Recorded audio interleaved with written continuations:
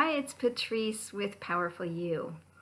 And I'm going to start 2018 out with a bit of controversy. And that is, I'm going to talk about religion and politics.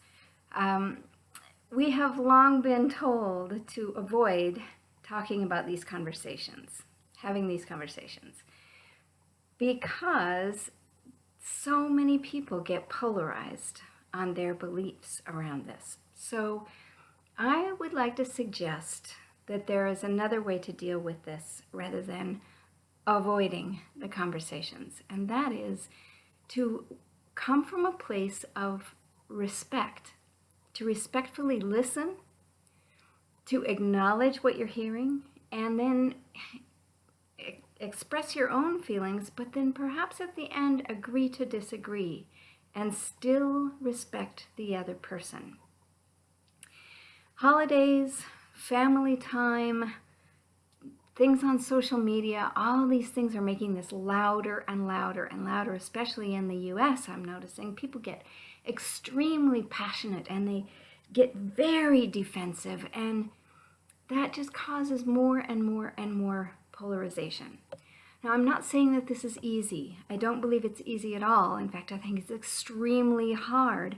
And I'm not saying that we shouldn't stand up for our beliefs, because I do believe that we should, and I certainly do. In Canada, where I live now, most of the people that I know find it really odd that most Americans immediately identify themselves as either Republican or Democrat. That's just the way they see themselves. But what that does is it puts them in a war zone with half the population of their country. And Canadians pretty much see themselves as all in this together against the winter, right? We're all Canadians. So I honestly believe that in order to achieve world peace, we have to begin at home. And by at home, I mean inside. So beginning to acknowledge that each one of us has a dark side, that part of us that gets angry and triggered and threatened whenever we hear someone else's ideas, opposite ideas, and we want to rage and we want to rant and we want to tell people I'm right and you're wrong. And then there's the other side of each one of us that is loving and knows that what we really want in our lives is to love and be loved. That's really why we're here.